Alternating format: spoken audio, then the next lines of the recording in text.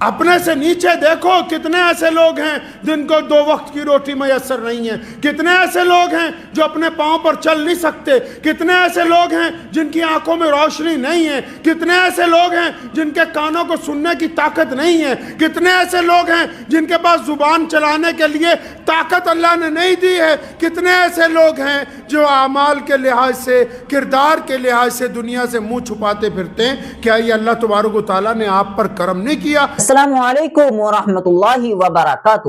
محترم دوستو، آج پھر ایک بار ہم آپ لوگوں کے سامنے حضرت مولانا عثمان صاحب لدھیانوی شاہی امام پنجاب کا ایک بیان پیش کرتے ہیں، جس بیان کے اندر حضرت شاہی امام پنجاب نے بتایا ہے کہ جب انسان کا دل زیادہ پریشان ہو اور جب انسان دماغی ٹینشن میں چلا جائے تو اس انسان کو کیا کرنا چاہیے۔ آپ لوگوں سے گزارش ہے کہ حضرت شاہی امام پنجاب کے اس بیان کو پورا سماعت فرمائیں اور ہمارے اس چینل کو سبسکرائب ضرور کریں۔ فرمایا کہ میری رحمت سے مایوس نہ ہو، اور حکم ہوا کہ جن دلوں میں کفر ہے وہی لوگ اللہ کی رحمت سے مایوس ہو جاتے ہیں۔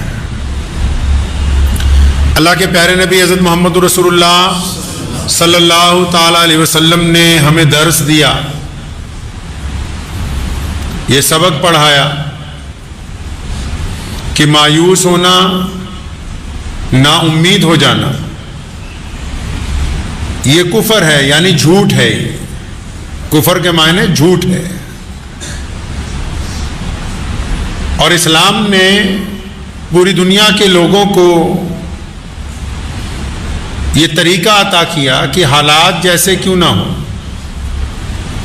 لیکن کبھی دل کے اندر نا امیدی نہیں لے کے آنی چاہیے۔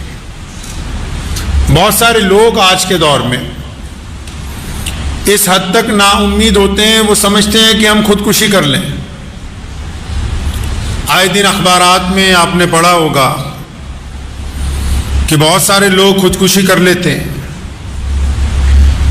اپنے آپ اپنی جان کو ختم کرنا اللہ کے نزدیک پسندیدہ عمل نہیں ہے، اسلام نے اس کو حرام قرار دیا۔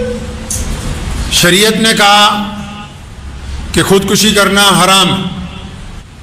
خودکشی کا عمل کہاں سے شروع ہوتا ہے؟ بندہ کیوں جاتا ہے اس طرف؟ کیونکہ وہ ایسے لوگوں سے ایسی امیدیں لگاتا ہے جو اس کو اس قابل سمجھتے ہی نہیں کہ ہم نے اس کے ساتھ ایسا معاملہ کرنا ہے۔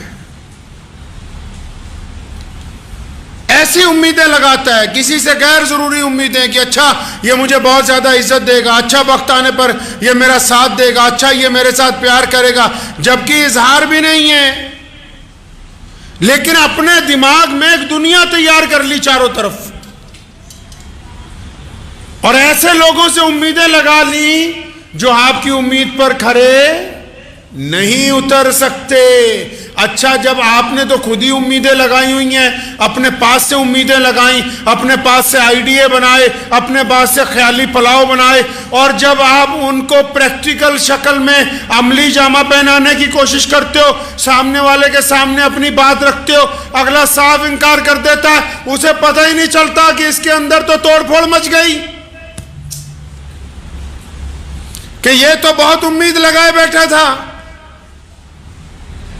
تو امید لگانے والوں نے پہلے یہ طے نہیں کیا کس سے امید لگائی جائے یا کس سے نہ لگائی جائے، اور لوگوں سے امید لگانے والے لوگ کب کامیاب ہوتے ہیں؟ اگر امید لگانی ہے اس رب کریم کی ذات سے لگائی جائے، جس نے کہا ہے کہ حالات اگر بدترین بھی ہو جائے اور بندہ اپنے رب پر یقین رکھتا ہو تو رب کریم وہ ذات ہے۔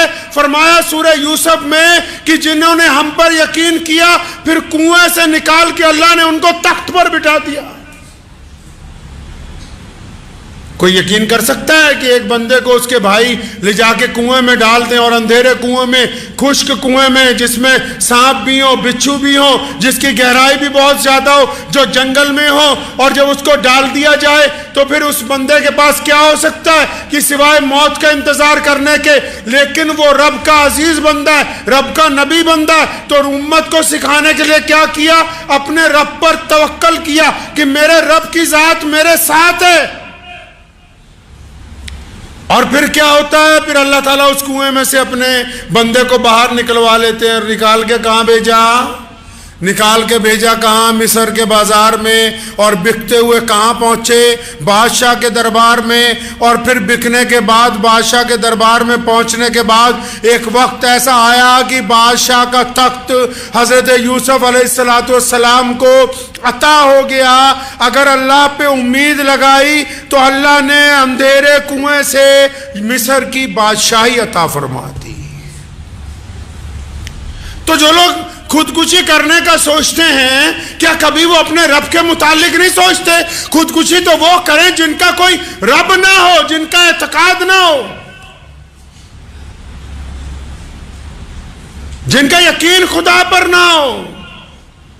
کیا ہم لوگ اس عمل کو کرنے سے پہلے یہ سوچ نہیں سکتے کہ اللہ کی رحمت سے مایوس ہونا گناہ ہے؟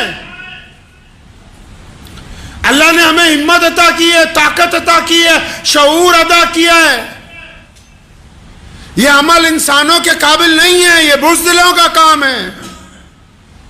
کسی نے کہا ہے نا کہ زندگی زندہ دلی کا نام ہے، زندگی زندہ دلی کا نام ہے۔ مردہ دل کیا خاک جیا کرتے ہیں؟ اپنے دل کو جوان رکھنا نہایت ضروری ہے۔ اور دلوں کی خوراک کس میں ہے جی؟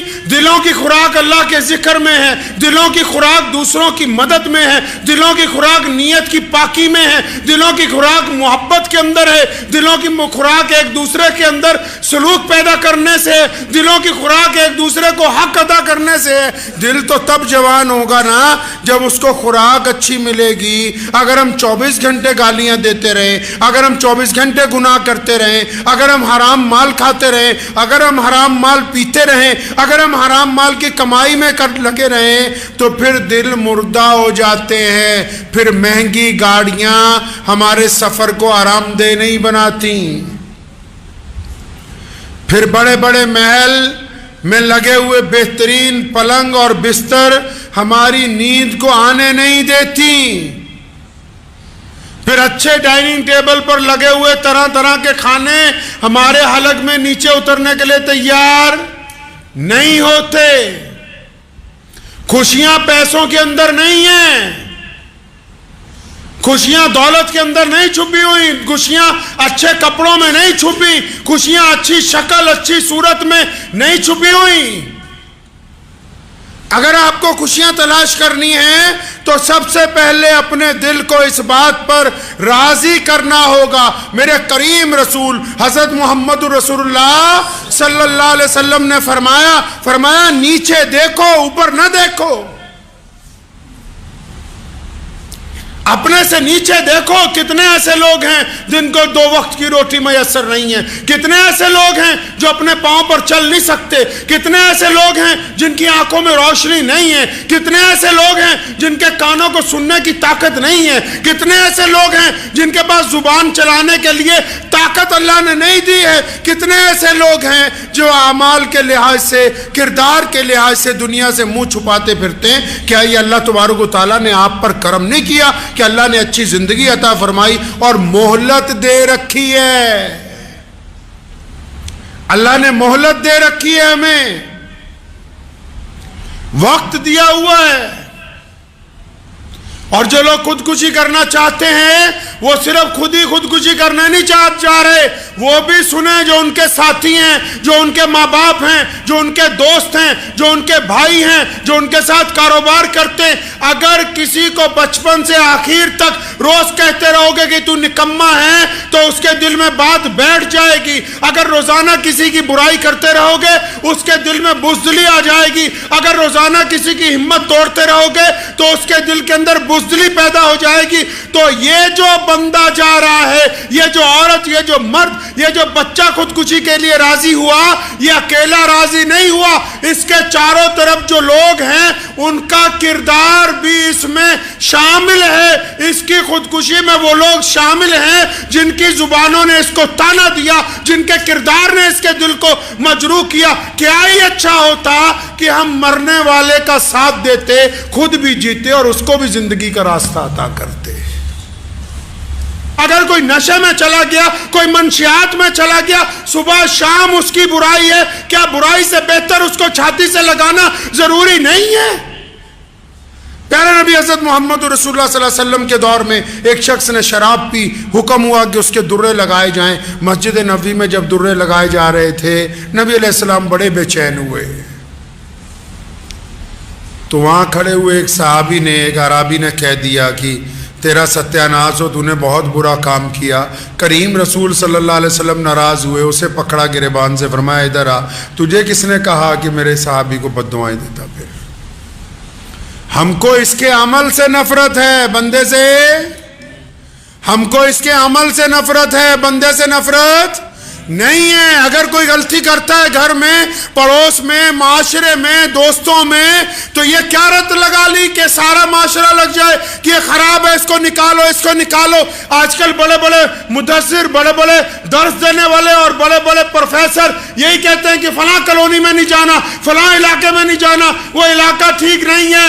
ارے اچھے لوگوں میں بیٹھ کے اچھے بننا کمال کی بات نہیں ہے، برے لوگوں میں جا کے ان کو اچھا بنانا یہ کمال کی بات ہے۔ اچھوں میں جا کے اچھی باتیں کی تو کیا کی ہے، بروں میں جا کے اچھائی کی تبلیغ کرنا کمال کی بات ہے، بروں کا جا کے اپنی چھاتی سے لگانا کمال کی بات ہے، غریبوں کو جا کے اپنی چھاتی سے لگانا، اور جن کے دل تڑپے ہوئے ہیں، ایک دوسرے کا چہرہ پڑھنے کا فن سیکھو۔ مسلمانوں، اللہ نے ہمیں دنیا میں اس لیے بھیجا ہے، صرف اس لیے نہیں کہ ہم صرف کھانے کمانے آئے۔ اللہ نے یہ پوری دنیا میں سب سے بڑا جو دین بنایا، یہ اس لیے بنایا کہ ہم دنیا کے ہر فرد کا دکھ درد سمجھنا جانتے۔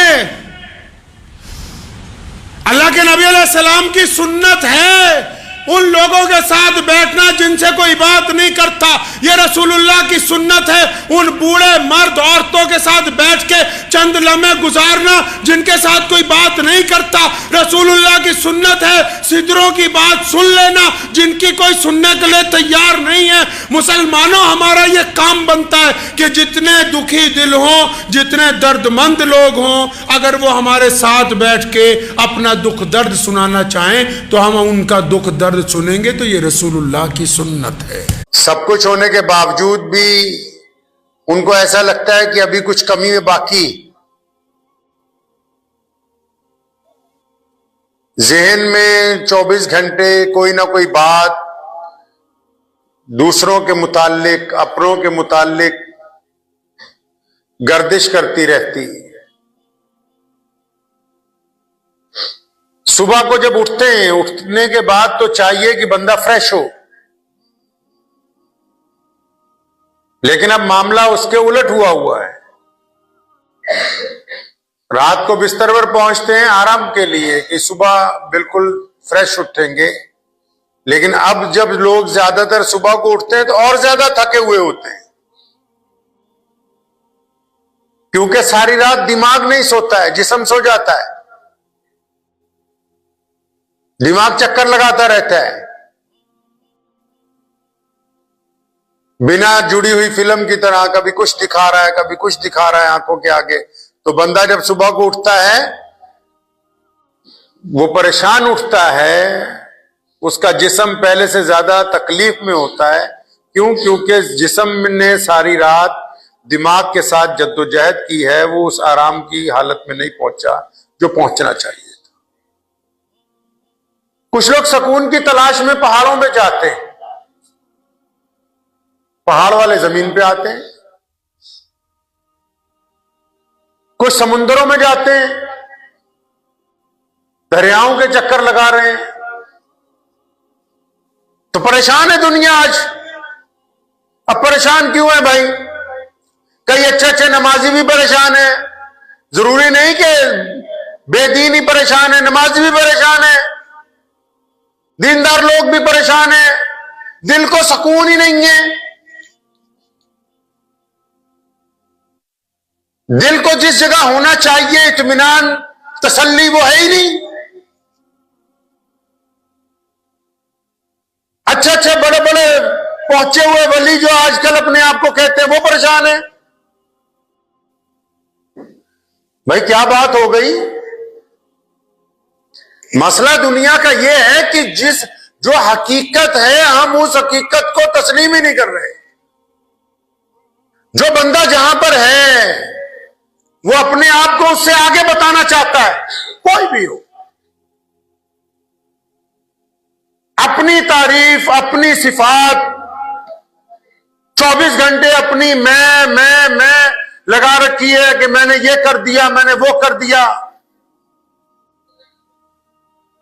مسئلہ یہ پھنسا ہوا ہے گھر والوں کے ساتھ بھی کہ ابھی مان لو میں نے تم پہ احسان کیا ہے، تمہیں گھر بنا کے دیا، تمہارے لیے کھانے کا انتظام کر رہا ہوں، تمہارے لیے یہ کر دیا، بھائیوں کے لیے کر دیا، ماں باپ کے لیے کر دیا. جو لفظ میں ہے جو نہیں ہے وہ اپنے آپ کو بتانا چاہتا ہے،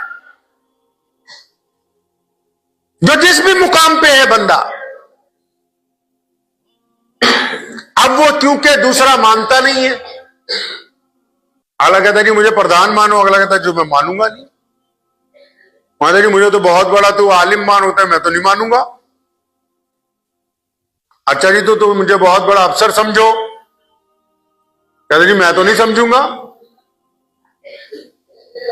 اب وہ اس چکر کے اندر پھنسے ہوئے ہیں کہ بھئی دوسرا بندہ ہمیں مان لے کسی طرح جو ہم نہیں ہیں، جو ہم نے اپنے اوپر خول بنا رکھا ہے، جو ہم نے خول بنا رکھا ہے اپنے اوپر،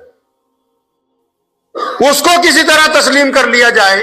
اب وہ دوسرا بندہ تو اس کو کبھی تسلیم کرے گا نہیں. اب پھر ہم پریشان ہیں ساری رات کہ اچھا فلاں نے ہمیں نہیں مانا، پھر اس لیے بھی پریشان ہے کہ یار فلاں آگے کیوں جا رہا ہے، فلاں اتنی سامان کیوں لے آیا، فلاں نے گاڑی کیوں خرید لی، فلاں نے یہ کیوں کر لیا، فلاں ایسے کیسے بن گیا. آپ نے بنایا. وہ کوئی بندہ کار میں جا رہا ہو نا، خود بندہ پھٹے پہ بیٹھا ہوتا ہے اور یار آ دیکھو یہ منہ تے گڈی، مطلب کہتا ہے اس کی شکل دیکھو، یہ گڈی خرید ہے، گڈی جو بہے گا نہیں. اب تم اللہ کی تقسیم کے اوپر اپنے آپ کو حاوی سمجھتے ہو. اللہ بہتر جانتے ہیں کس کو کیا دینا تھا کہ تم بہتر جانتے ہو. اگر تیری اتنی اچھی شکل ہوتی تو نا گاڑی پہ بیٹھا ہوتا، تو پھٹے پہ بیٹھا ہے، وہ گاڑی میں جا رہا ہے. لوگوں کو جو کچھ اللہ کریم نے عطا فرمایا وہ اللہ کریم نے اپنے فضل سے جس بھی بندے کو، اگر کوئی بندہ کسی مقام پر بھی ہے تو اس میں اس کا کوئی کمال نہیں ہے. نوٹ کر لیجئے اس بات کو.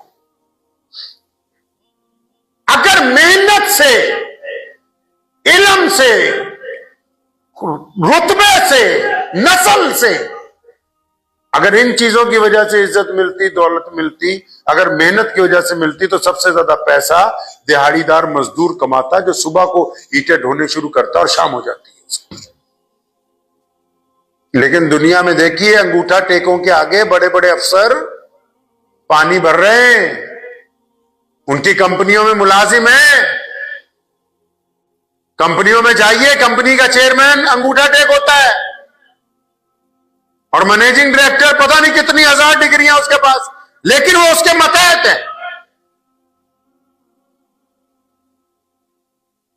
حقیقت کو جب تک ہم اپنی ذاتی زندگی میں، آپ اپنی ذاتی زندگی میں، محمد رسول اللہ صلی اللہ علیہ وسلم نے ہمیں حقیقت پسندی سکھائی کہ ہم حقیقت کے ساتھ جڑ کے رہیں گے، اصلیت کو پہچانیں گے، جس مقام پہ اللہ نے ہم کو رکھا ہے اس مقام کو پسند کریں گے، پھر کوشش کریں گے کہ اس سے آگے بڑھیں، اور اس کوشش میں اخلاص ہوگا تو پھر اللہ کی مدد شامل ہوگی. اگر اس کوشش میں دوسروں کی ٹانگ کھینچنا ہے، اور اس کوشش میں حسد ہے، اس کوشش میں کینہ ہے، اس کوشش میں برائیاں ہیں، اس کوشش میں لوگوں کے خلاف سازشیں ہیں، تو پھر آپ کسی کا کچھ نہیں بگاڑ سکتے. جہاں پر ہیں آپ کو اس سے بھی ایک پائیدان پیچھے چلے جاتے ہیں. ہم لوگ اس لیے پریشان ہیں، یہ دنیا میں جتنے لوگ ہیں کیوں پریشان ہیں؟ بڑی بڑی کوٹھیوں والے، محلوں والے، عام لوگ سارے کیوں پریشان ہیں؟ ہم کہتے ہیں لوگ ہمارے وجود سے آگے جا کے مانو ہمیں. ہم حقیقت کو نہیں پہچاننے کے لیے تیار. جو جس حقیقت میں اللہ نے ہمیں پیدا کیا، جن حالات میں ہم رہتے ہیں، جو ہمارے ماں باپ ہیں، ہم تو دوسرے کے خوبصورت ماں باپ کو دیکھ کے اپنے ماں باپ کو باپ کہنے کے لیے تیار نہیں. دوسرے کے اچھے گھر کو دیکھ کے اپنے گھر کو گھر دکھانے کے لیے تیار نہیں. اللہ تعالیٰ لوگوں سے بہتر ہے. دل بے چین ہے, پریشان ہے کہ یار رشتہ دار مان لے کسی طرح, مجھے محلے والے مان لے کہ میں بہت چیز بن گیا ہوں, شہر والے مان لیں, منوانے والی ذات تو اللہ کی ہے. آپ کے ماننے نہ ماننے سے کچھ نہیں ہوگا. نمازیوں کے دل پریشان ہے, ارے مان لو محلے والوں میں 5 وقت کا نمازی ہوں, اجی میں تہجد پڑھ رہا, میں نے تو اشراق کی نماز پڑھی آج, رات تہجد پڑھنے آیا تھا, ساری رات پریشان رہا, لوٹا نہیں ملا, جان نماز نہیں ملا. مطلب تو دنیا کو بتانا چاہتا ہے کہ میں نمازی ہوں. دل مطمئن نہیں ہے, دلوں کا روگ لگا ہوا ہے. دل کو بھی 2 طرح کے روگ لگ جاتے ہیں نا, ایک تو زیادہ قورمے بریانیاں کھانے سے اس کی بلاکیج بڑھ جاتی ہے اس میں نا, اور دوسرا زیادہ میں کرنے سے بھی یہ بے چین ہو جاتا ہے, اس میں ٹکاؤ نہیں آتا ہے. اگر آپ دل کا سکون چاہتے ہیں, کچھ وقت اپنے رب کے لیے نکالیں تھوڑا سا, جس میں اللہ کا ذکر ہو, اس کی تسبیح ہو, اور دل کی توجہ اللہ کی طرف ہو. توجہ جب تک اللہ کی طرف نہیں ہوگی, دیندار لوگ کیوں ناکام ہیں, یہ بڑے بڑے لوگ دعائیں کرتے ہیں کیوں قبول نہیں ہوتی, کیوں ٹکڑے ہو رہے ہیں بڑی بڑی جماعتوں میں. ملک کی جتنی ہماری بڑی جماعتیں, چاہے وہ مسلمانوں کی مولویوں کی جماعتیں ہوں, چاہے وہ دیندار لوگوں کی جماعتیں ہوں, سب میں ٹکڑے ہو رہے ہیں. کیوں؟ کیونکہ حب جا بڑھ گئی ہے, حب جا بڑھ گئی کہ مجھے مانو, اللہ اور اس کے رسول کو ماننے کی بات نہیں ہے. وہ کہتے ہیں اللہ رسول کا نام ہم لیتے ہیں, مانو ہمیں تم. جب تک بندہ عبادت کے دوران بھی, یہ بیماری صرف دنیا داروں کو تھوڑی لگی کہ میں کر رہے, دینداروں کے اندر بھی یہی بیماری پھنسی ہوئی ہے.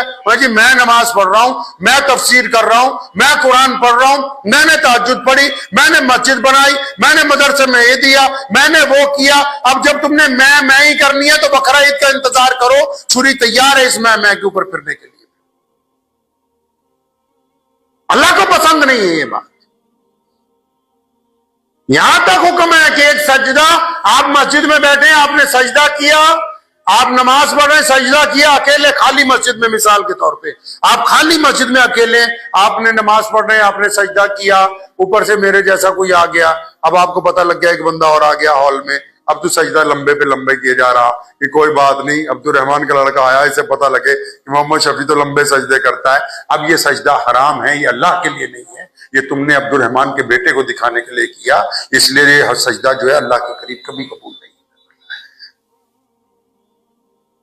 بندہ ماں باپ کو دھوکہ دے سکتا ہے, بھائی بہنوں کو دھوکہ دے سکتا ہے, بیوی کو دھوکہ دے سکتا ہے, یاروں کو دھوکہ دے سکتا ہے, پولیس کو دھوکہ دے سکتا ہے, حکومت کو دھوکہ دے سکتا ہے, لیکن بندہ اللہ کو دھوکہ نہیں دے سکتا ہے.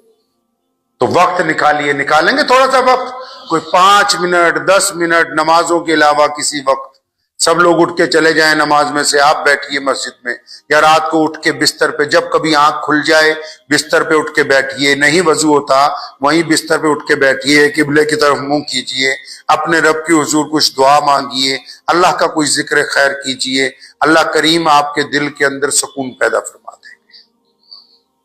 اور جب دل میں سکون ہو جائے گا تو اللہ نے کی طرف سے بڑی عزتیں, بڑے راستے کھلنے والے ہیں انشاءاللہ تعالی. اور اگر دلوں میں سکون نہیں ہے پھر تو بس پیسہ ہی ہے, پیسہ ساتھ میں جانے والا ہے نہیں, یہیں پہ رہ جانا ہے, پیسہ یہیں پہ رہ جانا ہے, پیسہ کسی کے ساتھ نہیں گیا, عمل سب کے ساتھ جانے والے ہیں. تو دل کا سکون اللہ کے ذکر میں, اپنے رب کو یاد کرے, اپنے رب کا نام لیں, اللہ کی طرف متوجہ کریں اپنے دل کو, اور یہ راز اپنے اور اپنے اللہ کے درمیان رکھیں. جس طرح آپ سوچتے نا کئی گناہ ہے چھپا لیں کسی کو پتہ نہ لگے, اس طرح اگر آپ اپنی اور اللہ کی دوستی کو چھپا لیں نا تو کسی کو پتہ نہ لگے, تو ایسی جگہ آپ کو عزت ملے گی کہ آپ کو اندازہ بھی نہیں ہوگا آپ کے وہم و گمان سے زیادہ. لیکن اگر آپ میں کرنے لگے کہ جی بس میں ہی ہوں سب کچھ، تو پھر تو اس زمین پر بڑے بڑے قبرستان ہیں جہاں ایسے لوگ رہ رہے ہیں جو کہتے تھے اگر ہم چلے گئے تو پھر یہ دنیا باقی رہنے والی ہے نہیں۔ ایک باپ آپ کو اپنی عزت دے رہا ہے، ایک باپ آپ کو اپنی عزت کہ جس کی بیٹی کی طرف اگر کوئی 2 منٹ دیکھ لے وہ گوارا نہ کرے اور اس سے لڑنے کے لیے پہنچ جائے، اس ناز و ناز میں پلی ہوئی اس بیٹی کو آپ کے حوالے کر رہا ہے، اور آپ اس عزت کا یہ فائدہ اٹھا رہے ہیں کہ اسی باپ کے سامنے جب اس کا دل زخمی ہے کہ میں نے اپنے جگر کے ٹکڑے کو اجنبی لوگوں میں بھیجنا ہے، وہاں جا کے کیسا وتیرہ ہوگا، اس کا گزر کیسے ہوگا، اس کا معاملہ اچھا ہوگا کہ نہیں ہوگا، اولاد اس کو ملے گی یا نہیں ملے گی، اس کو 200 فکرے لائق ہیں۔ آپ کے نخرے نہیں آتے کہ بریانی اچھی نہیں تھی، قورمہ اچھا نہیں تھا، کافی ٹھنڈی ہو گئی تھی، بستر بڑھیا نہیں بنائے۔ ارے بدبختو، کسی کے باپ کی آرزوؤں کے خون کو اگر چوسنا ہی ہے تو پھر تو ویسے ہی کسی کے ہاں ڈاکہ مار کے بھی چوس سکتے ہو، یہ کوئی بہترین طریقہ نہیں بنایا آپ نے چوسنے۔ میں تو ان سے پوچھا کرتا ہوں اکثر، یہ تو انہوں نے اب مجھے بتایا کہ شادی کھانا جائز ہے، جائز نہ جائز تو بڑے دور کی بات ہے۔ میں ان سے پوچھتا ہوں کہ جس شادی میں رسول اللہ صلی اللہ علیہ وسلم کی مخالفت ہو رہی ہو، نعوذ باللہ، چاہے وہ کوئی مولوی ہو، چاہے کوئی شیخ الحدیث ہو، کوئی بڑے سے بڑا ترم ہو، جس شادی میں رسول اللہ کی مخالفت ہو رہی ہو، یہ بارات کا کھانا رسول اللہ کی مخالفت ہے۔ نبی نے ایک ہی کھانا کہا، کون سا؟ ولیمے کا۔ نبی نے ایک کھانا کہا اور ولیمہ بنتا ہے کیوں؟ لڑکے کو خوشی ہے کہ میری شادی ہوئی، لڑکے کے باپ کو خوشی ہے کہ ہمارے گھر میں دلہن آئی، لڑکی کی ماں کو خوشی ہے کہ ہماری نسل آگے بڑھنے کے لیے ایک شہزادی ہمارے گھر میں آ گئی، ان لوگوں کو تو خوشی ہے کہ ہمارے گھر کا ایک ممبر بڑھ گیا ہے، ان کو کون سی خوشی ہے؟ ان کو تو بس اس بات کی تسلی ہے کہ ہم نے اپنی بیٹی اچھے لوگوں کے گھر پہ بھیج دی ہے۔ وہ تو اپنی بیٹی کو صبح شام یاد کرتے ہیں۔ کھانا تو خوشی کا ہوتا ہے، غم کا نہیں۔ یہ بارات کا کھانا تو غم کا کھانا ہے، یہ بارات کا کھانا تو مجبوری کا کھانا ہے۔ اب مجبوری 2 طرح کی ہو سکتی ہے، اب کہیں جی خوشی کے ساتھ، اب کہیں جی نہیں ہم کچھ نہیں چاہتے، ہمیں بیڈ نہیں چاہیے، موٹر سائیکل نہیں چاہیے، ذرا کھانا بہت اچھا ہونا چاہیے۔ کھانے میں ہی اگر لڑکی کے باپ کا جنازہ اٹھ جائے تو اس سے بدبختانہ کھانا اور کون سا ہو سکتا ہے؟ وہ بھی میں مان لوں۔ ایک بات اور، مجھے کئی لوگوں نے کہا کہ جو لوگ بڑے ہو جائیں، جیسے کسی کے پاس 2-4 کروڑ روپے آ گیا، جو مالدار ہو جائیں وہ تو دعوت کر سکتے ہیں، مالدار ہو جائیں دعوت کر سکتے ہیں، لیکن وہ بھی اپنے بیٹے کی ولیمے کی دعوت کر سکتے ہیں۔ وہ اپنی بیٹی کو بیانے کے لیے اگر 50 سال لگائیں گے، میری نبی کی سنت سے ٹکرائیں گے، اور اس سنت سے ٹکرانے کے بعد کئی بیٹیوں کی شادی میں رکھنا پیدا ہو جائے گا۔ خدا کی قسم لکھ کے لے جاؤ، دل کی تختی پر کل قیامت کا دن ہوگا، حوض کوثر کا جام ہوگا، دھکے دے کے نکال دیے جاؤ گے صحابہ کے سامنے، رسول اللہ کے سامنے، کہ یہ وہ بندہ ہے جو 5 وقت نمازی تھا، تہجد گزار تھا، عبادت گزار تھا، لیکن اس نے بارات کا کھانا کھلا کے امت مسلمہ کو غلط رواج کی طرف مائل کیا۔ اس کا حوض کوثر کے ساتھ کوئی تعلق نہیں۔ پیسے کا مطلب کیا؟ آپ اسلام سے ٹکرا جائیں گے؟ دولت کا کیا مطلب ہے کہ آپ محمد رسول اللہ سے نعوذ باللہ ٹکر لینے کی بات کریں گے؟ یہ من مرضی نہیں ہے، میرے پاس پیسے ہیں، ہم بارات کی دعوت کھلائیں گے۔ اچھا جی جاؤ کھلاؤ، کوئی بات نہیں۔ ان سے پوچھتا ہوں اب جو حافظ قرآن ہیں،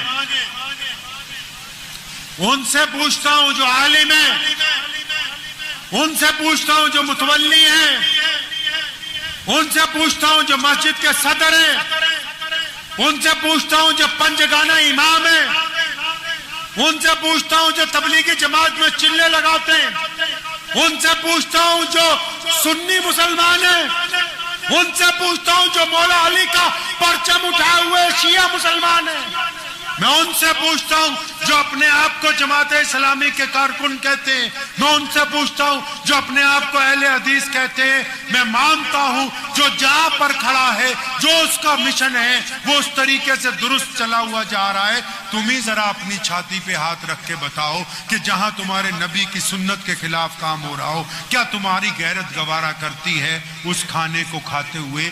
کس زبان سے، کس دل سے، کس مردہ دل سے وہ بریانی اپنے اندر اتارتے ہو؟ دل تو دکھاؤ مسلمانوں کو، وہ جگر تو دکھاؤ۔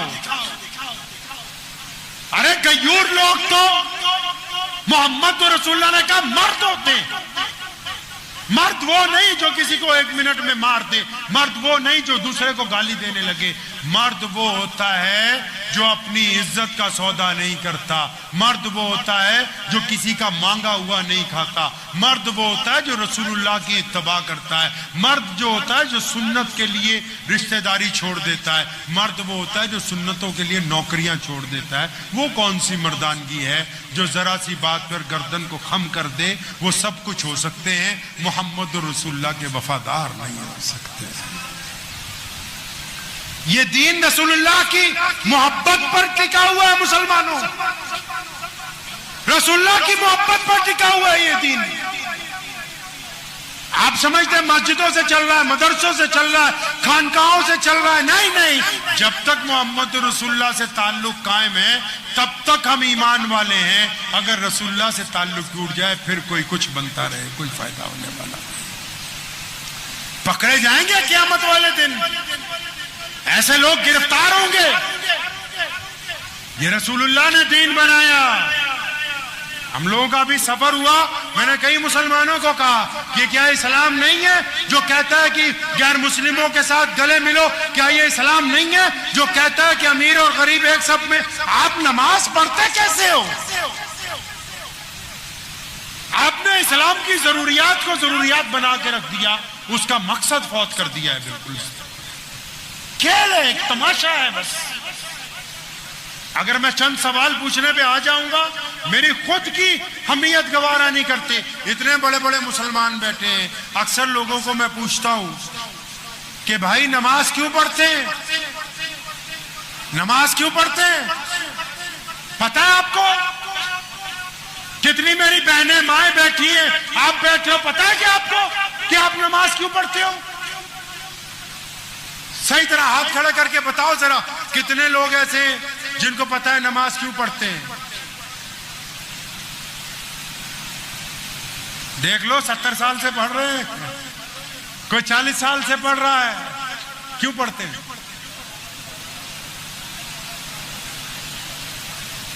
آپ کا کیا نام ہے؟ ڈاکٹر عارف صاحب۔ ایک آپ کو میں بات بتاؤں، جو آپ نے سوال کا جواب دیا بالکل درست ہے، اور یہ باقی بھی سارے آپ جیسے ہی ہیں یہاں، کیونکہ انہوں نے امام کو تو 10,000 کا ملازم بنایا ہے، انہوں نے اس سے پوچھا ہی نہیں کہ نماز ہو کیوں رہی ہے۔ قرآن پاک نے، محمد رسول اللہ نے بنا وجہ تسمیہ کے، بنا وجہ، میں وہی بات پھر دہراتا ہوں کہ یہ پنڈال اوپر نیچے ہوتا تو کام چل جاتا، لیکن اگر اس مقصد کی بات نہیں ہوتی تو کام نہیں چلتا۔ آپ نماز پڑھتے ہیں، خدا را آپ کو نماز پڑھنے کا مقصد نہیں پتا، لیکن اگر آپ قرآن پڑھیں گے، قرآن نے کہا ان الصلاۃ، پتہ ہے آپ کو؟ کیا پتہ ہے جی؟ ارے واہ، ان کو آیت بھی یاد ہے لیکن ترجمہ نہیں پتا۔ ترجمہ اس لیے نہیں پتا، گوشت زیادہ کھاتے ہیں ہم لوگ۔ جو ہمارے ہندو سکھ دوست ہیں نا، وہ یہ سمجھنے لگے بس گوشت کھانا ہی اسلام ہے۔ ان کو یہ مغالطہ ہو گیا کہ شاید مسلمان ہی وہی ہے جو گوشت کھاتا ہے۔ بھائی پیارے نبی نے تو نہیں کہا، کہاں لکھا ہے کہ صبح گوشت کھاؤ؟ کہاں لکھا ہے دوپہر گوشت کھاؤ؟ کس حدیث میں ہے کہ شام کو گوشت کھاؤ؟ حدیث میں تو لکھا ہے کہ نبی علیہ السلام نے فاقہ کیا 3 دن کا، 4 دن کا، 5 دن کا۔ حدیث میں تو لکھا ہے نبی علیہ السلام کدو کو پسند کرتے تھے، حدیث میں تو لکھا ہے نبی علیہ السلام دہی کو پسند کرتے تھے، نبی علیہ السلام سرکے کو پسند کرتے تھے۔ کس نے کہا کہ صبح دوپہر شام؟ میرے والد صاحب رحمۃ اللہ علیہ فرمایا کرتے تھے کہ پپیتا کھانے سے اگر پیٹ میں ٹھیک ہو جاتا ہے، نرمی آ جاتی ہے، بادام کھانے سے عقل آ جاتی ہے، تو یہ جو کالا بھینسا جو صبح شام گوشت کھاتے ہو، کیا اس کے کھانے سے کوئی اس کی عادت نہیں آئے گی آپ کے اندر؟ کچھ نہیں آئے گا ویسا۔ کہاں اسلام کو چھوڑا ہے؟ دیکھیں آپ، ہم نے تو سوچا کہ بس یہ چند رسم و رواج۔ سنیں، نماز اس لیے فرض کی گئی، نماز ضرورت ہے۔ پھر کہتا ہوں ڈنکے کی چوٹ پر، نماز فرض ہے لیکن اسلام کی ضرورت ہے۔ ضرورت کیوں؟ کیونکہ نبی کو ایسے لوگوں کی ضرورت تھی جو چھوا چھوت کا خاتمہ کرتے، نبی کو ایسے لوگوں کی ضرورت تھی جو جھوٹ بولنے سے انکار کرتے، نبی علیہ السلام کو ایسے لوگوں کی ضرورت تھی جو دوسروں کی بیٹی کی طرف گندی نگاہ نہ ڈالیں، نبی علیہ السلام کو ایسے لوگوں کی ضرورت تھی کہ جو حلال کمائی کریں۔ تو پیارے پیغمبر علیہ السلام کو اللہ نے نماز دی اور فرمایا جو نماز پڑھیں گے نا وہ گندی باتیں نہیں کریں گے، وہ اچھی باتیں کیا کریں گے۔ قرآن نے پھر کہا جو نماز پڑھیں گے وہ متقی ہوں گے۔ متقی بولتے ہیں اچھا بندے کو۔ قرآن نے پھر کہا کہ جو نماز پڑھیں گے ارأیت الذی یکذب بالدین فذلک الذی یدعو الیتیم ولا یحض علی طعام المسکین فویل۔ فرمایا ایسے نمازیوں کی نماز برباد ہو گئی۔ کن کی نماز برباد ہو گئی؟ فرمایا جو صرف نماز ہی پڑھتے ہیں، یتیم کو کھانا نہیں کھلاتے ہیں۔ اندازہ لگاؤ، 5 وقت نماز ہو رہی ہے، پتہ نہیں ہے پڑھنی کیوں ہے۔ نماز اس لیے کہ جھوٹ نہیں بولنا، نماز اس لیے کہ ٹھگی نہیں مارنی، نماز اس لیے کہ کسی بیٹی کی طرف زنا کی نگاہ نہیں ڈالنی، نماز اس لیے کہ چوری نہیں کرنی، نماز اس لیے کہ بے ایمانی نہیں کرنی، نماز اس لیے کہ آپ کی زبان سے کسی کو تکلیف نہ پہنچے۔ بلے شاہ کا نام سنا ہے آپ نے؟ بہت بڑے شاعر گزرے صوفی پنجاب کے، بلے شاہ، وہ سنا ہے نہیں بھائی؟ بلے شاہ بہت بڑا شاعر گزرا ہے، اس نے قرآن شریف کی اس آیت کا پنجابی میں ترجمہ کیا، آپ کو بھی سمجھ آ جائے گی تھوڑی بہت۔ وہ کہنے لگا نماز بھی نیتی جاندے ہو، نماز بھی نیتی جاندے ہو، ٹھگی بھی کیتی جاندے ہو، کیتی جاندے ہو۔ کہتا نماز بھی پڑھتا ہے، ٹھگی بھی مارتا ہے، نماز بھی پڑھتا ہے، باہر بیٹیوں کو گندی نگاہ سے بھی دیکھتا ہے، وہ بدبخت یہ کیا کرتا ہے؟ تو 2 چیزیں ہیں اسلام میں، ایک ہے امر بالمعروف، یعنی لوگوں کو نیکی کی طرف بلاؤ، دوسرا ہے نہی عن المنکر، کہ جو بدماشی کرتے ہو، گنڈا گردی کرتے ہو، اسلام کی روایتوں میں، اسلام میں رہ کے اسے توڑتے ہو، شریعت میں دخل اندازی کرتے ہو، ان کو ٹوکو، روکو ان کو اپنی طاقت کے مطابق۔ اسلام نے کہا نا ایمان کے 3 درجے، پہلا برائی کو دیکھو تو اپنے ہاتھ سے روکو، دوسرا برائی کو دیکھو تو اپنی زبان سے روکنے کی کوشش کرو، تیسرا اگر برائی کو دیکھے تو اپنے دل میں کم از کم برا مانو۔ اب ہمارے طول و عرض کے اندر جو لوگ دیندار طبقہ بن گیا، ہو سکتا ہے کہ بہت سارے لوگوں کو یہ بات بری لگ جائے، لیکن جو دیندار طبقہ بن گیا اس نے پچھلے 75 سال میں محمد الرسول اللہ صلی اللہ علیہ وسلم کے ان احکامات کی کھلی خلاف ورزی یہ کی ہے کہ وہ صبح شام یہ تو کہہ رہے ہیں کہ آؤ نماز پڑھیں، آؤ روزہ رکھیں، آؤ زکوٰۃ دیں، آؤ سچ بولیں، آؤ محبت بانٹیں، آؤ مل کے کھانا کھائیں، آؤ دوسروں کی مدد کریں، لیکن جب کوئی کسی پر ظلم کرتا ہے تو ان کی زبان چپ ہو جاتی ہے، لیکن جب کوئی روتا ہے تو اس کے آنسو پوچھنے نہیں جاتے۔ لیکن جب انہی میں سے کوئی گنڈا اپنے بیٹے کی شادی میں ڈھول بجواتا ہے تو یہ بھی وہاں چپ کر کے ایک طرف بریانی کھاتے ہیں۔ ان کے معاشرے کا کوئی پردھان، ان کی مسجد کا کوئی ذمہ دار جب اپنے بچوں کی شادی میں مخلوط کھانا کھلاتا ہے تو یہ اس کو ٹوکتے نہیں ہیں۔ انہی کے معاشرے کے لوگ جو داڑھی منڈواتے، جو باہر شراب پیتے، وہ مسجد میں آ کے شورا کے ممبر بنتے ہیں تو یہ ان کو ٹوکتے نہیں ہیں، کیونکہ یہ لوگوں کو ملائی بانٹ کر کر کے اپنی رضامندی چاہتے ہیں، ناراضگی مول لے کے اللہ کی رضامندی نہیں چاہتے۔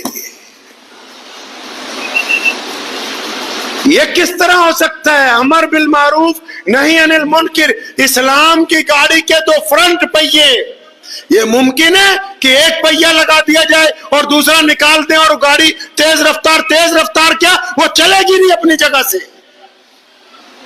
اس کا کھڑا رہنا مشکل ہو جائے گا۔ یہ تو سوچ ہی نہیں سکتے کہ یہ گاڑی آگے چلنے والی ہے۔ ارے جو مخلوق کی رضامندی ڈھونڈ رہے ہیں، اللہ کو ناراض کر رہے ہیں۔ اچھے لوگ عمل میں اور نیت میں فرق آ گیا۔ کسی دکاندار کے پاس چلے جائیں اچھے، اگر کوئی غریب سامان خریدنے آئے گا، وہ بولے گا جناب یہ چاہیے، تو کپڑے کا مثال کے طور پہ کوئی دکان ہے، وہ ایک چیز اس کے سامنے کھول کے رکھے گا، وہ کہے گا کچھ اور دکھاؤ، دوسری رکھے گا، وہ کہے گا کچھ اور دکھاؤ، کہے گا بھیا لینا ہے لو، نہیں لینا تو جاؤ۔ اب اسی دکاندار کے پاس کوئی رئیس سادہ آ جائے، وہ اگر 10,000 چیزیں بھی کھلوا لے گا تو یہ اس کے سامنے چوں نہیں کرتا، تو اس کا مطلب یہ دوگلا بندہ ہے، اس کے اندر منافقت بھری ہوئی ہے، یہ بندے کی حیثیت دیکھ کے اس کے ساتھ معاملہ کرتا ہے۔ دیندار طبقوں میں بھی یہی ہے۔ ہو سکتا ہے کہ بہت سارے لوگوں کو پھر یہ بات نہ اچھی لگے، اب دیندار طبقوں میں بھی اگر جب دسترخوان پہ بیٹھتے ہیں تو بڑے مولانا صاحب کو، پیر صاحب کو، پردھان جی کو یہ فکر ہے کہ بھائی جو خاص کے چودھری ہیں وہ آ جائیں۔ کوئی غریب اگر ان کے ساتھ بیٹھ جائے گا، اس کو بولے ذرا تو اٹھ جا، یہاں فلاں چودھری صاحب کو بٹھانا ہے۔ محمد الرسول اللہ صلی اللہ علیہ وسلم بیٹھے ہوئے ہیں، کفار مکہ ہے، صحابہ بیٹھے، غریب صحابہ بیٹھے، مسکین صحابہ بیٹھے، اور انہوں نے کفار مکہ نے آگے بیٹھنا شروع کیا، اور جب ان صحابہ کو پیچھے ہٹنا تھا اللہ نے جبرائیل کو بھیج دیا، اے میرے پیارے محبوب ان چودھریوں کو مت دیکھو، ان کی کوئی حیثیت نہیں ان کے مقابلے میں جو پہلے سے تمہاری مجلس کے اندر بیٹھے ہوئے ہیں۔ دیندار طبقہ اسلام کی بنیادی اصولوں سے کھلواڑ کر رہا ہے۔ یہ بات اب طے کون کرے گا کہ کس صف میں کون کھڑا ہوگا؟ محمد الرسول اللہ صلی اللہ علیہ وسلم بتا چکے، جو پہلے آئے گا وہ پہلے کھڑا ہوگا، جو بعد میں آئے گا وہ پیچھے کھڑا ہوگا۔ اللہ تبارک و تعالیٰ نے شریعت میں اسلام کے ماننے والوں پر یہ پابندی لگا دی کہ جب تم لوگوں کو نیکی کی طرف بلاؤ گے تو ان کو گناہوں سے روکنا تمہاری ذمہ داری ہے۔ آج اگر کوئی باپ اپنے بیٹے کو اس لیے گناہ سے نہیں روکتا کہ میرا بیٹا مجھ سے ناراض ہو جائے گا، تو باپ زیادہ گنہگار ہے۔ اگر آپ کی کسی سے دوستی ہے اور وہ بندہ غلط کام کرتا ہے، آپ بھی اسی کے ساتھ روزانہ پھرتے ہو اور اس کو گناہ سے نہیں روکتے، تو آپ اس کے دوست نہیں ہیں، آپ جہنم کے ساتھی ہیں اس کے، آپ دوست نہیں ہیں اس کے۔ اگر دوست ہوتے تو اس کو روکتے نہیں۔ محمد رسول اللہ صلی اللہ علیہ وسلم نے کہا نہیں اپنے بھائی کی مدد کرو چاہے وہ مظلوم ہو یا ظالم۔ صحابہ حیران رہ گئے، یا رسول اللہ صلی اللہ علیہ وسلم مظلوم کی مدد تو سمجھ میں آتی ہے، غریب کی مدد سمجھ میں آتی ہے، کوئی گر گیا اس کو اٹھانے کی بات سمجھ میں آتی ہے، کوئی روتا ہو اس کو ہنسانے کی بات سمجھ میں آتی ہے، کوئی پریشان ہو اس کو دلاسا دینے کی بات سمجھ میں آتی ہے۔ یا رسول اللہ اگر کوئی بھائی ظلم کرتا ہو، کسی کو مار رہا ہو، کسی کی جگہ ہتھیار ہو، کسی کے ساتھ بدتمیزی کر رہا ہو، کسی کا دل توڑ رہا ہو، یا اللہ یا رسول اللہ صلی اللہ علیہ وسلم اس کی مدد کیسے کریں؟ کریم رسول صلی اللہ علیہ وسلم نے فرمایا ارے اس کی بھی تو مدد کرو، جا کے اس کے اس ہاتھ کو پکڑ لو جس سے وہ ظلم کرتا ہے، اس کی اس زبان کو روک دو جس سے وہ لوگوں کے دلوں کو توڑتا ہے، اس کے ان بڑھتے ہوئے قدموں کے آگے دیوار بن کے کھڑے ہو جاؤ جو گناہ کی طرف جا رہے ہیں، کیونکہ تم اس کے دوست ہو، اس ظالم کو بھی روکنا تمہارے اندر اس کی ذمہ داری بنتی ہے۔ چپ ہیں جیسے سانپ سونگھ گیا ان کو۔ دشمن کے مقابلے میں تو یہ کیا بولیں گے؟ شریعت میں جو لوگ گنڈا گردی کر رہے ہیں، جو لوگ مسجدوں میں، مدارس میں، مسلمانوں کے علاقے میں جو خود مسلمان جو کہتے ہیں کہ نعوذ باللہ ہم شریعت سے اوپر ہیں، ہم بتائیں گے کیا ہوگا۔ بھائی تم بتاؤ گے کیا ہوگا کہ محمد رسول اللہ صلی اللہ علیہ وسلم بتائیں گے کیا ہوگا؟ دین کو پہچاننا ہے اس روش سے جو محمد رسول اللہ نے عطا کی۔ ہم پہلے اپنے آپ کو کیوں نہیں ٹٹولتے؟ آپ کے دل میں اگر یہ بات آتی ہے نا، بار بار کہتے ہیں کہ دل اور نیت کی، دل اور معاملات کی، دل اور عادتوں کی منافقت کو بدل لو مسلمانوں۔ اللہ عمارت کو نہیں دیکھتے، اللہ پگڑیوں کو، داڑھیوں کو نہیں دیکھتے، اللہ بٹنے والے پیسوں کو نہیں دیکھتے۔ اللہ کے نزدیک تمہارا گوشت اور خون نہیں جاتا، اللہ کے نزدیک روزے دار کا بھوکا پیٹ نہیں پیش کیا جاتا۔ محمد الرسول اللہ کہیے صلی اللہ، زور سے صلی اللہ، ابھی بھی آواز نہیں آئی، صلی اللہ۔ ہاں، اللہ کے نزدیک نہ قربانی کا گوشت جاتا ہے، اللہ کے نزدیک نہ روزے دار کی بھوک جاتی ہے، اللہ کے نزدیک نہ ہمارا پیسہ جاتا ہے۔ کیا جاتا ہے اللہ کے نزدیک؟ پیارے محمد صلی اللہ علیہ وسلم نے فرما دیا اللہ ہماری نیتوں کو دیکھتے ہیں کہ میرے بندے کی نیت کیسی ہے۔ اگر نیت اچھی ہے تو قربانی قبول ہے، نیت خراب ہے تو قربانی ضائع ہے۔ نیت اچھی ہے تو روزہ قبول ہے، نیت خراب ہے تو روزہ ضائع ہے۔ نیت اچھی ہے تو نماز قبول، نیت خراب تو نماز ختم، نیت اچھی ہے تو صدقہ قبول، نیت خراب تو صدقہ ختم۔ تو یہ جو مزاج میں دوگلا پن ہے، جو منافقت ہے مزاج کے اندر، اندازہ لگائیے۔ ابھی میں صبح ہی آج ایک واقعہ پڑھ رہا تھا، تو ایک بزرگ تھے، تو وہ جا رہے تھے تو پاس سے ایک عورت گزری جو کاروبار کرتی تھی، تو انہوں نے اس کی اصلاح کے لیے کہا کہ اس کام کو چھوڑ دو۔ تو اس عورت نے آگے سے کیا کیا، اس نے ترس جواب دیا، کہنے لگی جو میرا کام ہے وہ تو میری شکل صورت سے نظر آ رہا ہے، تو کیا جو تمہاری حقیقت ہے وہ تمہاری شکل صورت سے میل کھاتی ہے؟ جو آپ کی حقیقت ہے وہ آپ کی شکل صورت سے میل کھاتی ہے؟ شکل سے تو آپ اچھے لگتے ہیں لیکن اندر برادری واد کی غیبت بھری ہوئی ہے۔ شکل سے آپ اچھے لگتے ہیں، اندر پیسے کا ہرس بھرا ہوا ہے۔ شکل سے آپ اچھے لگتے ہیں، اندر بھائیوں کی دشمنی بھری ہوئی ہے۔ آپ شکل سے اچھے لگتے ہیں، اندر سے دوسرے مذہب کے لیے آپ دل کے اندر اپنے کوڑ رکھتے ہیں۔ شکل سے آپ لگتا ہے کہ بہت بڑھیا آدمی ہے، لیکن جب بولتے ہو تو دوسروں کے دلوں کو توڑ دیتے ہو، جب بولتے ہو تو دوسروں کو ذلیل کرنے کے علاوہ کچھ کہتے نہیں ہو۔ تو اس کا مطلب آپ کا دل اور ہے، آپ کی شکل اور ہے۔ یہ دونوں جب تک ایک جیسے نہیں ہو جاتے۔ اللہ کو کون سی چیزیں پسند ہے بتا بھائی؟ اللہ تو خیر کائنات کے مالک ہیں، اپنی بات کرتے ہیں۔ ہمیں کون سی چیزیں پسند ہیں؟ دودھ چاہیے تو اصلی، گھی چاہیے تو اصلی، گاڑی چاہیے تو اوریجنل کمپنی کی، موبائل چاہیے تو وہ بھی اوریجنل کمپنی کا، کپڑے چاہیے تو برانڈڈ۔ تو اللہ تعالیٰ کیا بنا برانڈ والے دل کو پسند کر لے؟ اللہ تبارک و تعالیٰ کیا اس دل کو پسند کر لے جس میں غیبت ہے، گناہ ہے، مکاری ہے، بدماشی ہے، ریاکاری ہے، جو اوپر سے سجدہ کرتا ہے اندر سے لوگوں کی دشمنیاں پالتا ہے؟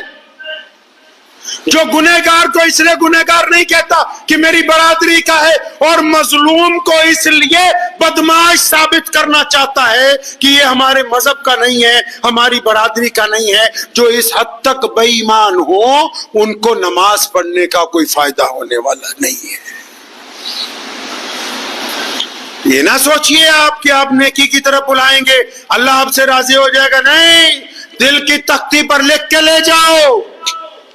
अगर आप अपनों को गुनाहों से नहीं टोकते, अगर आप हिम्मत रखने के बावजूद गुनाह के सामने दीवार बनकर नहीं खड़े होते, अगर आप रोते हुए के आंसू नहीं पहुंचते, अगर आप जालिम के पंजे में पंजा नहीं फंसाते कि रुक जा मैं मौजूद हूं यहाँ, मोहम्मद रसूलुल्लाह सल्लल्लाहु अलैहि वसल्लम का गुलाम हूं, तो फिर ये जमीर मुर्दा है। मुर्दा लोग अगर चलते फिरते भी रहे तो अल्लाह के नजदीक वो जिंदा लोगों के अंदर शामिल होने वाले नहीं है। कुरान पाक में भी जिक्र है, हदीस में भी जिक्र है कि जब तुमसे गवाही मांगी जाए तो अच्छी गवाही, सही गवाही, सच्ची गवाही दें। इलेक्शन के मुतालिक जो गुफ्तगू आपसे कर रहे हैं वो ये नहीं कि किस जमात को वोट दें किसको नहीं दें। पहला मसला तो ये है कि जो भी लोग इस मुल्क में रहते हैं, चाहे उनका मजहब कोई भी है, रंग कोई भी है, नस्ल कोई भी है, जब कभी इलेक्शन आता है तो बहुत सारे लोग समझते हैं पिकनिक मनाने जाएं, बहुत सारे लोग समझते हैं इधर उधर घूमने चले जाएं, और बहुत सारे लोग समझते हैं कि मजहब के नाम पर वोट दें, बहुत सारे लोग समझते हैं कि हमारी बरादरी का आदमी खड़ा होगा उसको वोट देंगे, बहुत सारे लोग समझते हैं कि हम अपने नजरिए से। तो इस बात को ज़हन नशीन कर लीजिए कि जब आपसे गवाही मांगी जाए, ये वोटिंग जो है गवाही आपसे पूछ रहा है आपका देश की, बताओ किसको आगे लेके आना है, तो आप अपने सच्चे दिल के साथ, नेक नीयती के साथ वोट डालने के लिए जाइए, क्योंकि इसको वोट को डाल के अच्छे लोगों को क़ियादत के लिए पसंद करना ये भी इस्लामी तालीमात का हिस्सा है। प्यारे पैगंबर मोहम्मद रसूलुल्लाह सल्लल्लाहु ताला अलैहि वसल्लम ने तालीम दी है कि इक़्तिदार में आला किरदार तमाम असहाब जो रज़ी अल्लाह ताला अजमाइन गुजरे हैं उनका भी यही हुक्म है कि इक़्तिदार में आला इखलाक, आला किरदार। और अल्लाह तबारक व तआला ने जिन लोगों को भी, चाहे वो किसी भी मज़हब से ताल्लुक़ रखते हैं, आपको मौका दिया इलेक्शन के अंदर शामिल होने का, आपके यहाँ वोट पड़ने के लिए जा रहे हैं, तो खुदारा इंसाफ के साथ, ईमानदारी के साथ वोट डालिए। किसी भी इस नज़रिए के साथ ना वोट डालिए कि जी फ़लाँ को जिताना है, फ़लाँ को। आपके नज़दीक आपका दिल जिसको कहता हो कि ये बंदा ईमानदार है, इस मिट्टी के लिए, इस वतन के लिए, इस माशरे के लिए, इस समाज के लिए, शहर के लिए, गांव के लिए फ़ायदेमंद है, तो उनको चुनिए। अपनी आंखों के आगे से तमाम तरह के पर्दे, चाहे वो मज़हब का हो, चाहे वो ज़ात का हो, चाहे बरादरी का हो, उनको हटाने के बाद दयानतदारी के साथ अपनी राय जो है वो दीजिए। लोग चाहते हैं कि अच्छे हुक्मरान आ जाएं। हर बंदा मुल्क में किसी से पूछो, हिंदू से, मुसलमान से, सिख से, दलित से, किसी से पूछो कि भाई कैसी सरकार हो जी, अच्छे लोग आने चाहिए जो रोटी दें, कपड़ा दें, मकान कम से कम गरीब लोगों के पास आ जाए। लेकिन जब ये वोट डालने जाते हैं तो कहते दे दो 500, 1000 रुपए, शराब की बोतल दे जाओ, बिरयानी की देग दे जाओ, जो दे सकते हो दे दो। अब जो लोग अपनी वोट को बेचते हो वो क्या समझते हैं कि 500 रुपए की वोट बेचने के बाद क्या उनको सैयदना उमर फारूक रजी अल्लाह ताला अन्हु जैसा बेहतरीन हुक्मरान मुयस्सर हो सकता है? क्या वो भूल गए कि वोट को बेचना हराम है? अल्लाह और उसके रसूल का हुक्म है कि अगर हराम लुकमा हलक से नीचे उतर जाए तो बंदे की नमाज नहीं हो सकती। जो लोग उम्मीदवारों से पैसा मांगते हैं कि लाओ हमें पैसे दो, हम तुम्हें वोट डालेंगे, उन बदबख्तों को ये नहीं याद, छोटी छोटी बात जाके मौलवियों को पूछते हैं कि जनाब फलां चीज़ हलाल है कि हराम है? ये पैकेट के ऊपर लिखा हुआ है कि इसमें सूअर की चर्बी तो नहीं, हलाल है या हराम है? दूसरों का हक खा रहे हो, दूसरों की खुशियां खा रहे हो, बदमाश लोगों से रकम लेके उनको हुकूमत में हिस्सेदार बना रहे हो, तब नहीं पूछते हलाल है कि हराम है? वो लोग कामयाब नहीं हो सकते कभी। जिनका नजरिया सिर्फ हुकूमत करना हो वो कामयाब नहीं हो सकते। जिनका नजरिया लोगों के दिलों को जीतना होगा, और उन लोगों को अच्छे हुक्मरान मिलेंगे जो बजाते खुद ये चाहते हैं कि हम बेईमान नहीं बनना चाहते। جو لوگ خود اپنی ووٹ کو بیچنا چاہتے ہیں شراب کی بوتل کے لیے، بریانی کی دیگوں کے لیے، قورمے کی دعوتوں کے لیے، تو ان کے مقدر میں 5 سال کے لیے وہ جوتیاں ہی لکھی ہیں جو وہ پہن کے آ رہا، بعد میں ان کے مارے گا۔ جو یہ سمجھتے ہو کہ فلاں اچھا آدمی ہے لیکن یہ میرے مذہب کا نہیں، فلاں اچھا آدمی امیدوار کھڑا ہے لیکن یہ میری برادری کا نہیں ہے، میں اس کو ووٹ نہیں ڈالوں گا، ان سے بڑا بے ایمان کوئی دوسرا روئے زمین پر ہو ہی نہیں سکتا ہے۔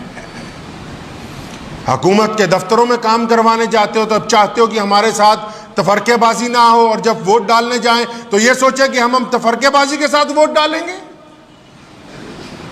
کام جب کروانا چاہتے ہیں تب چاہتے ہیں کہ ہمیں ایک نظر سے دیکھا جائے، اور جب حکومت چننی ہے، اچھے لوگوں کو چن کے آگے لانا ہے، تب کہتے ہیں نہیں جی ہم تو پہلے اپنی ذات دیکھیں گے، اپنی برادری دیکھیں گے۔ تو پھر اس بات کا رونا کیوں ہے کہ اچھے حکمران میسر نہیں ہیں؟ جیسا آپ گڑ ڈال رہے ہیں ویسا ہی میٹھا میسر ہو رہا ہے۔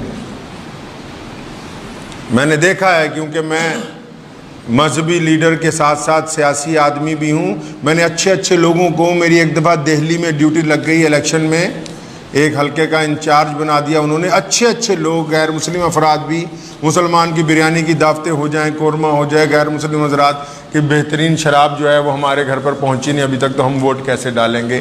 میں انا ہزارے کو بھی ایک بات کہتا تھا کہ بھائی جس ملک کی عوام ووٹ بیچتی ہو وہاں کرپٹ لیڈروں کے خلاف کس نظریے سے آپ کسی کرپٹ لیڈر کے خلاف دھرنا لگا سکتے ہیں؟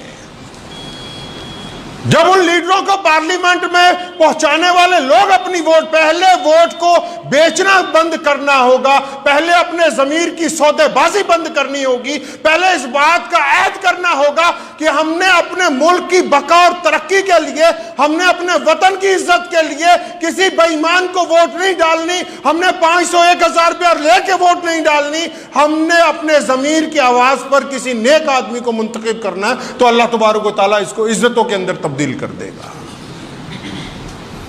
جمہوریت اسلام نے سکھائی ہے۔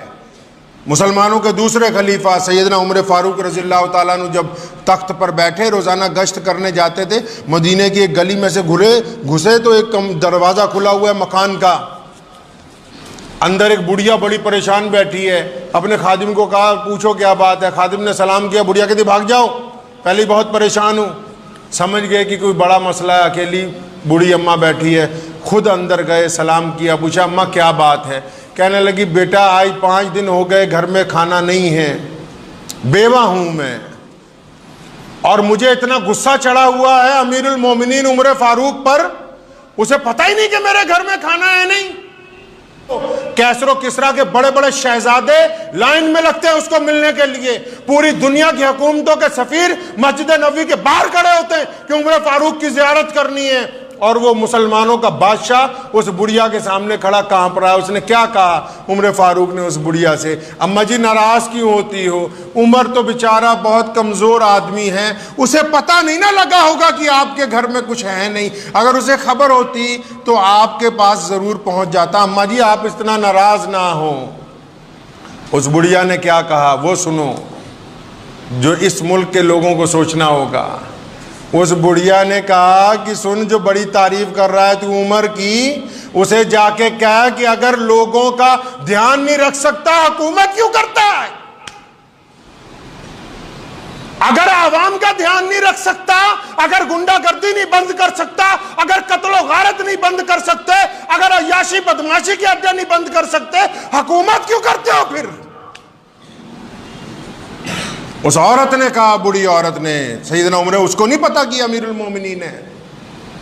کہنے لگی اگر اسے یہی نہیں پتا کہ مدینے کی ایک بڑی عورت گھر میں فاقے سے ہے تو پھر وہ حکومت کیوں کرتا ہے؟ حکومت چھوڑ دے، کسی اور کو دے دے جو انسانوں کی خبر گیری کر سکے۔ گھر گئے، سارا کھانے کا سامان، بے شمار دینار لے کے آئے اپنے خادم کے ساتھ، اور وہاں ایران کے بادشاہ کے امبیسڈر آئے ہوئے مسجد نبوی میں بیٹھے ہوئے کہ مسلمانوں کے خلیفہ سے ملنا ہے۔ ان کا فوجی دستہ پہنچا ہوا کہ جناب ہماری جان چھوڑو، ہمارا بادشاہ معافی مانگتا، امیر المومنین کے ساتھ ہمیں ملوا دو۔ اور یہاں عمر فاروق انگیٹھی جلا رہے ہیں اس بڑھیا کی، जल नहीं रही, लकड़ियां थोड़ी गीली हैं, इतना धुआं है, आंखें सुर्ख हो गई, हलक में धुआं उतर गया, खांस भी रहे हैं, अंगीठी आखिर अल्लाह अल्लाह करके जली, रोटी पकाई, सालन पकाया, बुढ़िया के सामने रखा। अब वो बुढ़िया खाने लगी तो फिर गुजारिश कर रहे, अम्मा जी उम्र फारूक को माफ कर देना, वो बेचारे को पता नहीं होगा। अम्मा वहीं डटी हुई है, कहती नहीं, उसने ऐसी बात कही, उम्र फारूक रोने लगे, कहने लगे सुन बेटा, मेरी जब जान निकलेगी ना, मैं रसूलुल्लाह के पास जाकर उम्र फारूक की शिकायत करूंगी।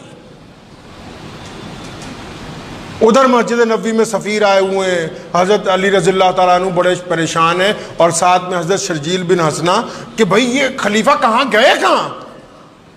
अली रज़ियल्लाहु ताला लोगों को पूछते फिरते, उमर कहाँ है? कोई कह रहा अभी यहाँ थे, उधर को गए, अभी यहाँ बोरी उठाए जा रहे थे, उधर को। जब पता करते करते उस बुढ़िया के घर पहुँच गए, हुक्मनामे पर किसी पे दस्तखत करवाने थे, जाके सलाम किया, अस्सलामु अलैकुम या अमीरुल मोमिनीन। अब उस बुढ़िया के पैरों के नीचे से जमीन निकल गई, कहती ओ ये तो खुद उमर फारूक है जिसको मैं इतनी देर से डांट रही हूँ। घबराने लगी। उमर फारूक ने कहा अम्मा मुकरना नहीं, पहले तू मुझे अल्लाह वास्ते माफ कर। उसने कहा मैं अल्लाह वास्ते माफ करती हूँ। फिर उससे लिखवाया रुक्के पर कि मैंने उमर फारूक को अल्लाह वास्ते माफ कर दिया, और फिर उस पर हजरत अली रज़ियल्लाहु ताला अन्हु के दस्तखत करवाए कि आप गवाह हो जाएं, और फरमाया जब मैं मर जाऊं ये रुक्का मेरी कब्र में रखना। अल्लाह करीम जब पूछेंगे कि उमर क्या करके आया दुनिया में, तो मैं कहूंगा अल्लाह जी आपकी मखलूक की जब एक बुढ़िया भी नाराज हो गई थी तो मैं उससे भी माफी मांग के माफीनामा लिखवा के आया। जमहूरियत इसी का नाम है कि हुक्मरान जवाबदेह हों लोगों के लिए, किसी के साथ जुल्म और ज्यादती ना हो। तो आज के बयान का मकसद आपसे यही था कि इस्लाम के आईने में, कुरान के आईने में, अल्लाह और उसके रसूल के हुक्म के मुताबिक हुक्मरान का जो मज़हब है, जब वो तख्त पर बैठ जाए, जाके अदालत में जज जब अपनी कुर्सी पर बैठ जाए, फिर उसका मज़हब अदल और इंसाफ होता है। हमें अगर अपने मुल्क में, अपने वतन में ऐसे अच्छे लोगों की ज़रूरत है जो अदल करने वाले हों, इंसाफ करने वाले हों, तो हमको अपनी वोट और अपनी राय को दौलत के बदले में बेचना नहीं है इंशाल्लाह। ठीक है जी, इंशाल्लाह। मोहतरम दोस्तों, उम्मीद की जाती है कि हज़रत शाही इमाम पंजाब का ये बयान आप लोगों को पसंद आया होगा। इसी तरह के बयान सुनने के लिए इस वीडियो को लाइक करके चैनल को सब्सक्राइब करें।